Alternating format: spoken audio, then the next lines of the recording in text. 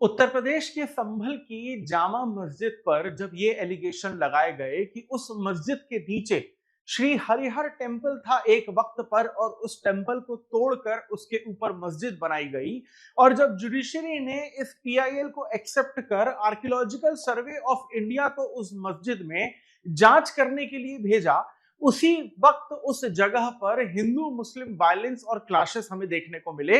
यहां तक कि उन क्लैशेस में गोलियां भी चली जिसमें 20 लोग घायल हो गए और 5 लोगों की जान भी चली गई, जिसमें एक पुलिस का मेंबर भी था। लेकिन अब फॉरेंसिक रिपोर्ट में और दूसरी जांच में यह पता चला है कि उस पर्टिकुलर लोकेशन से जो 6 गोलियां बरामद की गई यानी कार्ट्रिजेस बरामद किए गए, वो पाकिस्तान और अमेरिका के मैन्युफैक्चरिंग के थे। यानी कि इसका मतलब यह हुआ कि इंडिया से वो नहीं लिए गए थे, क्रॉस बॉर्डर इन्फिल्ट्रेशन हुआ था, आर्म्स की स्मगलिंग हुई थी, एमिनेशन की स्मगलिंग हुई थी। यानी कि संभल का मंदिर और मस्जिद का मुद्दा अब सीधे बदलकर इंटरनल सिक्योरिटी का एक बहुत बड़ा इशू बन चुका है, जो फिर से हमारी होम मिनिस्ट्री, आर्म्ड फोर्सेस और पूरी की पूरी सरकार पर यह सवाल उठा रही है, उंगली उठा रही है।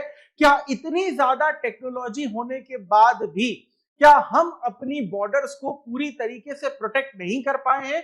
तो ये जो बेसिकली गोलियां पाकिस्तान और अमेरिका की इंडिया के वायलेंस में हमें देखने को मिली है, इसके क्या इंप्लीकेशन हो सकते हैं और इसे कैसे रोका जा सकता है, इन सभी चीजों को आज के इस वीडियो में हम डिटेल में और आसान भाषा में समझने की कोशिश करेंगे। Welcome to Chahal Academy, this is Anubhav Dipani. तो हाल ही में बेसिकली हमारे पास ये खबर आई है कि संभल में जो वायलेंस हुआ उसमें जो कार्ट्रिजेस थे वो बेसिकली पाकिस्तान और यूएसए में बनाए गए थे। यानी कि जो इलीगल ट्रैफिकिंग है आर्म्स एंड एमिनेशन की, ये की गई थी। अब देखिए, जो खबर है वो तो हम सभी लोगों को पता है कि जामा मस्जिद के खिलाफ यहाँ पर पीआईएल दर्ज हुई है, उसके नीचे मंदिर था, ऐसे आरोप लगाए गए। आर्कियोलॉजिकल सर्वे ऑफ इंडिया वहां पर गई और फिर उससे रिलेटेड यहाँ पर वायलेंस हुए, और जब इन सारी की सारी चीजों की जांच की गई तब जाकर एक नया एंगल जो है ये इंटरनल सिक्योरिटी का या आर्म्स और एमिनेशन के ट्रैफिकिंग का हमारे सामने आता है।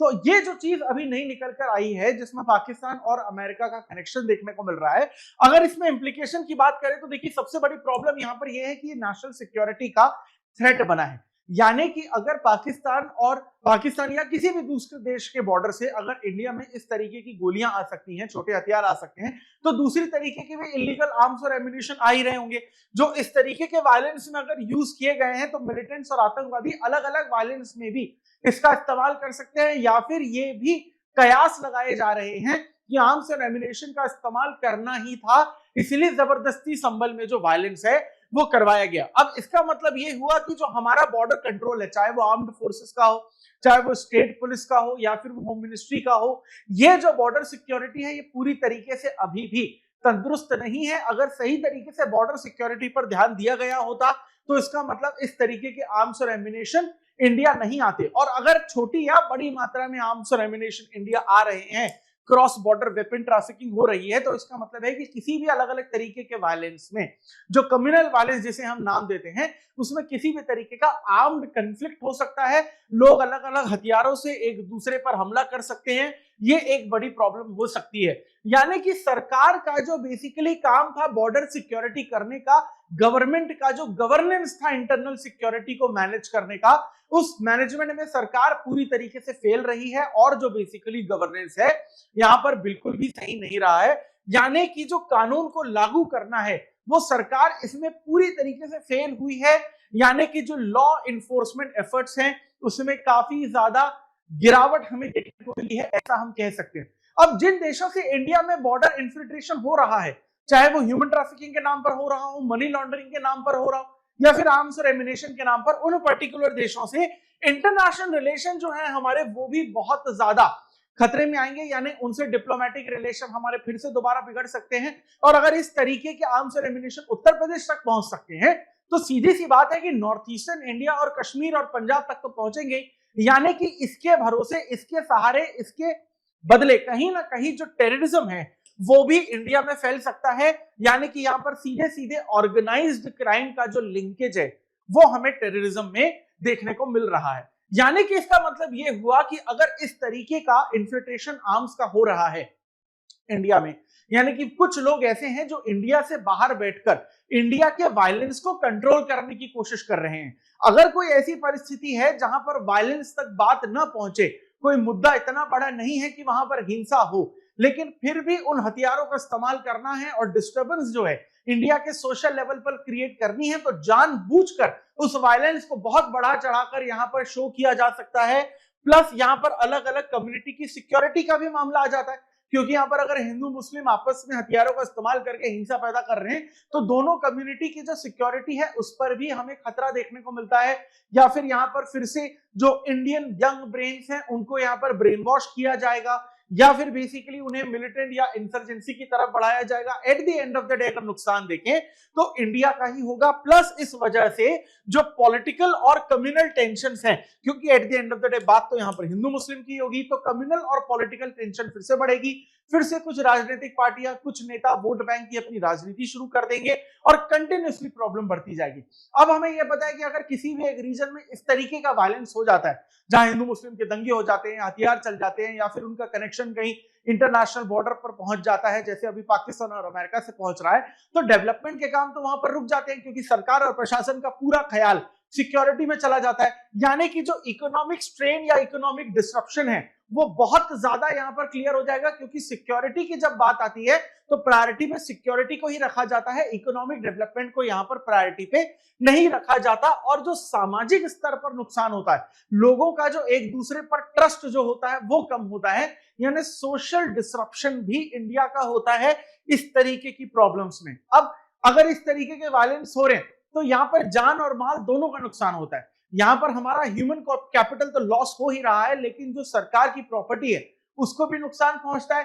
फिर वहां पर पुलिस और आर्म्ड फोर्सेस को तैनात किया जाता है, यानी कि सरकार अपने रिसोर्सेस को सही जगह पर यहां पर इंप्लीमेंट नहीं कर पाती, उसको डायरेक्ट नहीं कर पाती।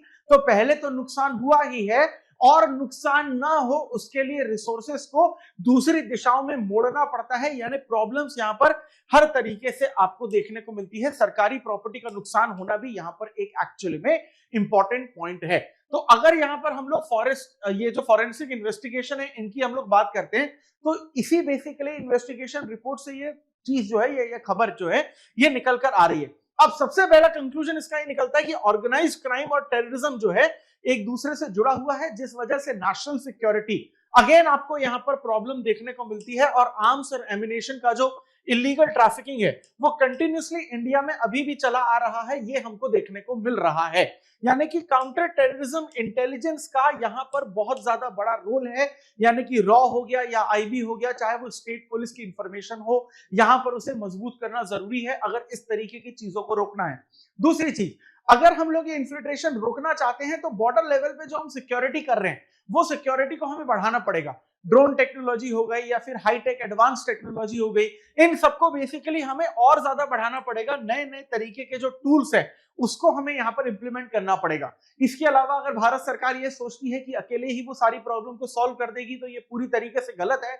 बिना इंटरनेशनल कोऑपरेशन के ये नहीं हो पाएगा। यानी भारत को उन देशों को अपने पाले में रखना पड़ेगा जो देश भी आतंकवाद से कहीं ना कहीं कभी ना कभी किसी तरीके का नुकसान झेल चुके हैं, और टेररिज्म के वो भी देश उतना ही खिलाफ हैं। यानी इंटरनेशनल लेवल पर कोऑपरेशन की यहां पर जरूरत है। प्लस भारत सरकार को अपनी इंटेलिजेंस को और अपने कानूनों को और ज्यादा मजबूत बनाने की कोशिश करनी होगी। हम सभी मानते हैं कि ये जो काम है कुछ महीनों का नहीं है, लेकिन आने वाले कुछ सालों में धीरे धीरे इसमें बेसिकली जो इंप्रूवमेंट है वो बहुत ज्यादा जरूरी है। साथ ही साथ हमें लोगों को यह समझाना पड़ेगा, अवेयरनेस जगानी पड़ेगी कि ये सिर्फ सरकार का काम नहीं है। अगर आपको किसी भी तरीके की ऐसी सिचुएशन दिखती है जहां पर वायलेंस क्रिएट हो सकती है या हिंसा क्रिएट हो सकती है, तो आप सभी लोगों को अपना अपना धैर्य बनाए रखना है। यानी कि सिर्फ कानून अपना काम करे इससे काम नहीं बनेगा। जो कम्युनिटीज इंडिया में डाइवर्सिटी के नाम पर रहती है, उन कम्युनिटीज को भी एक दूसरे पर ट्रस्ट बनाए रखना पड़ेगा, तभी जाकर ये जो हिंसा है ये हम रोक पाएंगे, और ये जो इन्फिल्ट्रेशन हो रहा है जिन कारणों से, उसे हम पूरी तरीके से टैकल कर पाएंगे। और इसी पर्टिकुलर टॉपिक से रिलेटेड आपके सामने एक क्वेश्चन है, कोशिश करिएगा इसका जवाब देने की। In light of recent finding in Sambalware cartridge from Pakistan and the USA were recovered in connection with violent incident, critically analyze the implications of cross-border weapons trafficking and its impact on internal security, discuss the role of forensic investigation in tracing such connections and suggest measures to address such challenges. इसका जवाब देने की कोशिश करेगा। और इसी तरीके के इंपॉर्टेंट टॉपिक्स को अगर आप डिटेल में और आसान भाषा में समझना चाहते हैं जो आपके यूपीएससी सिविल सर्विसेज एग्जामिनेशन की प्रिपरेशन को और आसान बना सकता है, so for that please stay tune to Chahal Academy. और इसी तरीके के कंटेंट को कंज्यूम करने के लिए हमारे यूट्यूब चैनल को सब्सक्राइब करिए। This is Anubhav Deepani signing off. I will see you in the next video. Thank you very much.